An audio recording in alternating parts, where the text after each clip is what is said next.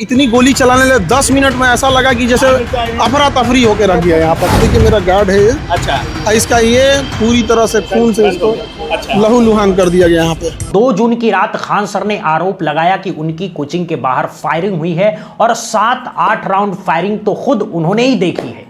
लेकिन इस बयान के कुछ ही देर बाद खान सर ने एक और आरोप लगाया। उन्होंने मीडिया के सामने कहा कि इसमें कुछ बड़े मीडिया हाउसेस का भी हाथ हो सकता है, ये ध्यान भटकाने का एक जरिया हो सकता है, मुद्दा को भटकाने का एक जरिया हो सकता है। और दोस्तों, रिपोर्ट के मुताबिक खान सर का आरोप है कि वो इतनी कम फीस में लाखों बच्चों को पढ़ाते हैं और हजारों की संख्या में अच्छा रिजल्ट देते हैं। और ये जो घटना जो हुई, ये जो फायरिंग की जो घटना हुई है, इस घटना के पीछे कुछ बड़े मीडिया हाउसेस का हाथ माना जा रहा है। इसीलिए लोगों का ध्यान भटकाने के लिए, बच्चों का ध्यान भटकाने के लिए कोचिंग सेंटर्स पर हमले किए गए हैं। और बताया जा रहा है कि इस फायरिंग में कुछ बड़े मीडिया हाउसेस के भी हाथ माने जा रहे हैं। ये वो देश है जहां कुछ लोग दिन रात राम राज का गाना गाते नहीं थकते हैं। मैं ऐसे लोगों को धिक्कारता हूं और खुली चुनौती देता हूं कि अपनी राजनीति अपने हिसाब से करो, लेकिन मेरे इष्ट देव राम का नाम बदनाम मत करो। ये राम राज नहीं है, ये लंपट राज बनता जा रहा है। और आज मैं इस लंपट राज का एक एक चेहरा आपके सामने रखने वाला हूं। साथ ही दिल्ली के नए मंत्री प्रवेश वर्मा की वो बदतमीजी भी दिखाऊंगा जब एक अधिकारी से कैसे गंदे लहजे में बात की गई थी। और साथ में संसद में चलने वाला वो दोगलापन भी दिखाऊंगा जो आपको हिला करके रख देगा। लेकिन उससे पहले अगर चैनल सब्सक्राइब नहीं किया है तो अभी कर लीजिए, बेल आइकन दबा दीजिए, क्योंकि ऐसी बेबाक रिपोर्टिंग आपको कहीं और देखने को नहीं मिलेगी। नमस्कार दोस्तों, मैं हूं विकी कुमार और आप देख रहे हैं बुद्धा इंस्पायर्ड, जहां सच सबसे आगे होता है। तो शुरुआत करते हैं पटना से। ये कुछ तस्वीरें हैं जो मैं आपको दिखा रहा हूं। यहां पर खाली कारतूस पड़े हुए नजर आ रहे हैं। दावा है कि पटना के मुसल्लमपुर हाट के पास एजुकेटर खान सर के कोचिंग सेंटर के बाहर ताबड़तोड़ गोलीबारी हुई है। 10 राउंड से ज्यादा फायरिंग हुई है, पत्थरबाजी हुई है और सिक्योरिटी गार्ड को गोली लग गई है। उसका पूरा सिर फाड़ दिया गया है। बाद में पटना के एसएसपी और तमाम बड़े अधिकारी मौके पर पहुंचे। और यह तब हो रहा है जब पटना के लोग, बिहार के लोग, यूपी के लोग दिन रात कहते हैं कि राम राज आ गया है। अरे कौन सा राम राज है भाई, कौन सा राम राज है, बताइए मुझे। तभी तो मैं कहता हूं कि शर्म आनी चाहिए ऐसे लोगों को जो भाजपा की सरकार आते ही राम राज का राग अलापने लगते हैं। मैं खुलकर कहता हूं कि वो सनातनी हो ही नहीं सकता। उसके मन में सिर्फ एक पार्टी विशेष के लिए प्यार हो सकता है, बाकी कुछ नहीं। उत्तर प्रदेश से लेकर के बिहार तक चले जाइए आप, ये सारे के सारे झूठ बोलते हैं। और सबसे शर्म वाली बात तो यह है कि जो खुद उस धर्म के होकर के संत बने बैठे हैं वो भी दिन रात झूठ बोल रहे हैं। अब सवाल यह है कि खान सर के कोचिंग सेंटर पर फायरिंग हुई ही क्यों? क्योंकि कुछ लोगों को दिक्कत है कि इतनी कम फीस में बच्चों को क्यों पढ़ाया जा रहा है। हजारों की संख्या में बच्चों का सिलेक्शन क्यों हो रहा है। यानी जो टीचर सस्ती फीस में बच्चों को पढ़ा करके उनका भविष्य बना रहे हैं उसे ही निशाना बनाया जा रहा है। ये जो कोचिंग वाले हैं ये सभी फीस बढ़ाने के लिए आपको बोल रहे हैं। अभी इन लोग का बस यही है कि इतने कम फीस में नहीं पढ़ाया जाए और इतने हजारों संख्या में जो रिजल्ट आता है पूरी तरह से इतनी गोली चलाने लगे 10 मिनट में ऐसा लगा कि जैसे अफरा तफरी होके रख दिया। यहाँ पर 8-10 राउंड तो हम देखे हैं। यहाँ पे 8-10 राउंड हम देखे हैं, हमें क्या पता है। अभी पीएमसीएच में एडमिट है, उसका पूरा सर फाड़ दिया गया है। यहाँ पर सर क्या लगता है कौन क्या होगा ये? बगल की कोचिंग वाले। सर आप खुद मौजूद थे यहाँ जब फायरिंग हो रही थी? बिल्कुल, ये देखिए मेरा गार्ड है ये। अच्छा, इसका ये पूरी तरह से खून से इसको लहूलुहान कर दिया गया। यहाँ पे पुलिस मान रही है कि कोचिंग सेंटर्स की आपसी प्रतिस्पर्धा में यह हमला हुआ हो सकता है, हो भी सकता है। लेकिन सोचिए, बात सिर्फ खान सर तक की नहीं है, बात पूरी सिस्टम की है। जब आप सरकार के खिलाफ आवाज उठाते हैं, जब आप कहते हैं कि सरकार छात्रों के साथ गलत कर रही है, नीट का मामला हो, सीबीएसई का मामला हो, तब क्या होता है आपको देखना होगा। सीबीएसई वाले मामले में 17 साल के एक बच्चे को संसद की कमेटी के सामने बुला लिया गया। एक बच्चा मात्र 17 साल का जिसने पोल खोली थी, उसे इस देश के कुछ एंकरों ने पाकिस्तानी करार दे दिया। वही एंकर जो टैक्स पेयर के पैसे पर पल रहे हैं, उनकी पगार आपके और मेरे टैक्स से चलती है। उन्होंने एक बच्चे को पाकिस्तानी कह दिया। और हालात अब ऐसे हो गए हैं कि जिन टीचरों ने छात्रों के लिए आवाज उठाई, प्रयागराज में जिन्होंने शांतिपूर्ण प्रदर्शन किया उन्हीं के कोचिंग सेंटर बंद करा दिए गए। मंत्री जी से कोई सवाल नहीं पूछा गया कि आप देश के भविष्य से क्यों खिलवाड़ कर रहे हो। मैं बिल्कुल साफ शब्दों में कह रहा हूं, यह मंत्री बच्चों के भविष्य से खिलवाड़ कर रहा है, लेकिन उनसे सवाल पूछने की किसी में हिम्मत नहीं है। उल्टा कोचिंग सेंटर वालों पर भड़की एक एंकर साहिबा, जिन्हें हम सब जानते हैं, नाम मैं नहीं लेना चाहता लेकिन समझ गए होंगे आप। और जब उन्हें टीचर्स की तरफ से करारा जवाब मिला तो आज देखिए कैसे फायरिंग हो गई। अच्छा, हमको ये नहीं समझ में आता है कि जब ऐसे पत्रकार अगर घर जाते होंगे तो घर में पूछते होंगे लोग कि खाना खाएंगी या आज भी तलवे चाट के आई हैं। अंजना ने गलत आदमी से पंगा ले लिया, टीचर सबसे पंगा ले लिया। यहाँ पे समझा गया। देखो अंजना, हम तुमको एक बात समझाते हैं, ध्यान से समझना अंजना। और अब देख लीजिए नतीजा। पटना में कल रात खान सर के कोचिंग सेंटर पर हमला हुआ है। 10 राउंड से ज्यादा फायरिंग हुई, पत्थरबाजी हुई, और अंदर के सूत्र क्या कह रहे हैं कि कुछ लोगों को परेशानी है कि इतनी कम फीस में हम बच्चों को क्यों पढ़ाते हैं, यहां से छात्रों का सिलेक्शन क्यों हो रहा है। इसी रंजिश में हमला हुआ है। और ये जो एंकर साहिबा है, ये दूसरे दिन ज्ञान बांटती फिर रही है कि कोचिंग सेंटर वाले फीस बढ़ाने को मजबूर करते हैं। अरे मैडम, कुछ कोचिंग सेंटर वाले होते हैं जो सही जानकारी देते हैं, सही विषय पर रहते हैं, अपने काम से काम रखते हैं। उन्हें भी एक ही चश्मे से क्यों देख रहे हैं। खैर, क्या ही कहा जाए इस देश का, जहां ऐसे लंपटों पर आज तक कोई कार्रवाई नहीं होती। जय श्री राम। गोली मारो सालों को, गोली मारो सालों को,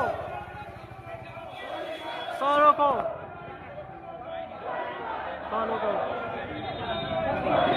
सालों को। जय श्री राम के नाम पर गोली मारो सालों को के नारे लगाते हैं। यह कौन सी शब्दावली है भाई? कहां ले जाकर के खड़ा कर दिया है देश को आप लोगों ने। और इन लोगों को शर्म तक नहीं आती। गोली मारो सालों को, गोली मारे सालों को, यही नारा अब हमारे देश की पहचान बनता जा रहा है। और सरकार चुप है, पुलिस चुप है, मीडिया चुप है। मैं आपको एक और चीज बताता हूं, असद वाला मामला याद है आपको? एक दिन पहले भी मैंने दिखाया था कि असद के मामले में क्या क्या हुआ है। वहां प्रशासन को 8, 9, 10 साल बाद याद आई कि वहां मदरसे अवैध रूप से चल रहे हैं। इससे पहले सरकार सो रही थी, प्रशासन सो रहा था, पुलिस सो रही थी, तब कार्रवाई नहीं कर पाए।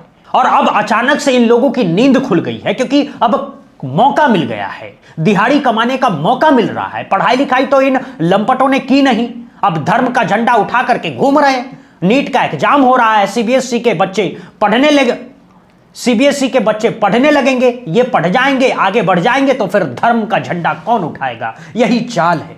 बच्चों को पढ़ाने नहीं देना है, उन्हें भटकाना है, और जो टीचर पढ़ा रहे हैं उस पर गोली चलवा दो। यह है इनका रामराज। अब आपको दूसरी बड़ी खबर सुनाता हूं। दिल्ली के नए मंत्री प्रवेश वर्मा, जी हां, वही प्रवेश वर्मा जो मुख्यमंत्री बनने का सपना देख रहे थे, बड़ी बड़ी डींगे हाँकते थे, बड़ी बड़ी बातें करते थे, सोचते थे मैं मुख्यमंत्री बनूंगा। खैर, मुख्यमंत्री तो रेखा गुप्ता बन गई, और सच कहूं तो वो भी कोई बहुत कल्याणकारी योजनाएं लेकर अभी तक नहीं आ पाई हैं। और अब प्रवेश वर्मा मंत्री बने हैं, तो इनको क्या है? इनको तो बस अकड़ दिखानी है।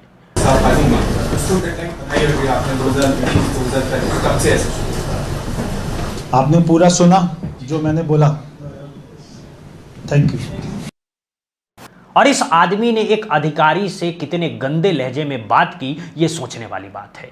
यह अधिकारी कोई आम आदमी नहीं था, यह अधिकारी टैक्स पेयर के पैसे पर काम कर रहा है। और प्रवेश वर्मा साहब, आप भी अपने पैसे से नहीं जी रहे हैं, आपका काफिला भी टैक्स पेयर के पैसे से चलता है, आपकी सुरक्षा भी हमारे पैसे से होती है। अधिकारी ने सिर्फ इतना पूछा था कि प्रदूषण और पानी की जो किल्लत है उसका समाधान कब तक होगा, क्या हेडलाइन है, बस इतना पूछा था और ये आदमी बिफर उठा। एक मंत्री, एक टैक्स पेयर के पैसे पर पलने वाला मंत्री इस तरह से बिफर रहा है। कैसे सवाल पूछ लिया? ये कौन है? ये क्या समझता है? मैं बिल्कुल साफ बोलता हूं, और सिर्फ इस सरकार के लिए नहीं, हर सरकार के लिए कहता हूं, टैक्स पेयर के पैसे पर पलने वाली सरकार, पलने वाली ही कहूंगा, चलाने वाली नहीं कह सकता हूं। चलाने वाली सरकार वो होती है जो वाकई काम करती है। आज इन सबके घरों के चूल्हे जल रहे हैं हम जैसे आम लोगों की वजह से, टैक्स पेयर की वजह से, और इन्हीं को ऐसे बिठा रहा है जिन्हें जनता का सवाल सुनना तक गवारा नहीं है। नीट एग्जाम लेट होते हैं, रद्द होते हैं, बच्चों की जिंदगी दांव पर लग जाती है और सरकार को शर्म तक नहीं आती। और शर्म आए भी क्यों जब इस देश की मीडिया ने अपना ईमान बेच रखा हो, सवाल पूछने की हिम्मत नहीं रही हो, उल्टा सरकार के तलवे चाटने में लगे हैं ये लोग।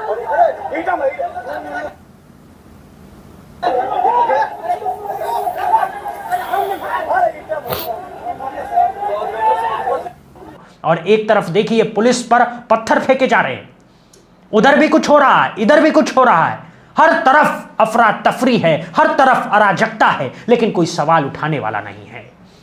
अब बात करते हैं तीसरी खबर की, जो लोग संसद में खड़े होकर के बड़े बड़े भाषण देते हैं गाय के नाम पर, गौ माता के नाम पर, उनकी असलियत भी देख लीजिए। और जिस गौ माता के कारण इस देश की सामाजिक एकता को मजबूती प्रदान होती हो, उस गौ माता की हत्या पर पूर्ण प्रतिबंध लगाने के लिए एक कानून बनाया जाए जिससे हम भारतीय संस्कृति के इस आधार को बचा सकें। बहुत धन्यवाद। वो कहता गौ को राष्ट्रीय पशु घोषित करो। अबे गाय पशु नहीं, गौ हमारी माता है और गौ के साथ तो हमारा जन्म जन्मांतर का नाता है। तुम क्या समझ पाओगे इसके बारे में? ये कहते हैं गौ हमारी माता है, गौ के साथ हमारा जन्म जन्मांतर का नाता है। ये पूरी तरह से मांग करते हैं कि गाय को राष्ट्रीय पशु घोषित किया जाए, गौ हत्या पर पूर्ण प्रतिबंध लगाने के लिए कानून बनाया जाए ताकि भारतीय संस्कृति का ये आधार बचाया जा सके। बहुत अच्छी बात है, बहुत बढ़िया बात है, लेकिन सवाल ये है जब आपकी सरकार नहीं होती है, जब आप विपक्ष में होते हैं, तब आप ये भाषण देते हैं, और जब आपकी सरकार आ जाती है तो आप क्या करते हैं? बस यही कहते हैं कि माता है और राइम सुना सुना करके चले जाते हैं। आपके पास तो अधिकार है ऐसा कानून बनाना जिससे किसी की हिम्मत ही ना पड़े, लेकिन आप बनाएंगे नहीं। क्यों? क्योंकि अगर ऐसा हो जाएगा तो इन तमाम संगठनों की ताकत ही खत्म हो जाएगी। फिर ये किसके खिलाफ माहौल बनाएंगे? फिर ये कैसे मुसलमानों को टारगेट करेंगे कि तुम्हारे झोले में चिकन मटन नहीं बीफ है? हमारी भावनाएं आहत हो गई है। और सुनिए सबसे बड़ी बात, आप अपने प्रदेश का नाम कैसे रोशन कर पाएंगे जब आंकड़े ये बताते हैं कि बीफ एक्सपोर्ट में नंबर 1 कौन सा प्रदेश है? वो है उत्तर प्रदेश। जी हां, वही उत्तर प्रदेश जहां सरकार दिन रात गाय की बात करती है, जहां गौरक्षा के नाम पर लोग लपेटे जाते हैं, मारे जाते हैं, वहीं की सरकार के राज में बीफ एक्सपोर्ट में देश के अंदर नंबर 1 है। यही तो दोगलापन है दोस्तों, यही तो वो असलियत है जो ये लोग छुपाना चाहते हैं। और जो लोग जबरदस्ती संत का चोला पहन करके राजनीति में कूदे हैं ना, उनके बारे में मैं बिल्कुल साफ कहता हूं, जो आदमी राजनीति में है वो सगा कभी नहीं हो सकता है। ये बात लिख करके कहीं लिख लीजिए, रख लीजिए। संत का चोला पहन लेने भर से किसी को सम्मान पाने का अधिकार नहीं मिल जाता है। जो राजनीति में कूद चुका है वो संत हो ही नहीं सकता है। ये मेरी साफ बात है और मैं इसके लिए किसी से माफी नहीं मांगूंगा। तो ये 3 कहानियां मैंने आपको दिखाई। एक तरफ खान सर के कोचिंग सेंटर पर फायरिंग हुई है, एक टीचर जो बच्चों को सस्ती फीस में पढ़ा रहा था उसके सेंटर पर सरेआम गोली चलाई गई, उसका गार्ड लहूलुहान कर दिया गया और सरकार चुप है। दूसरी तरफ दिल्ली के मंत्री परवेश वर्मा एक अधिकारी से बदतमीजी कर रहे हैं क्योंकि अधिकारी ने उनसे जवाबदेही मांगने की हिम्मत की।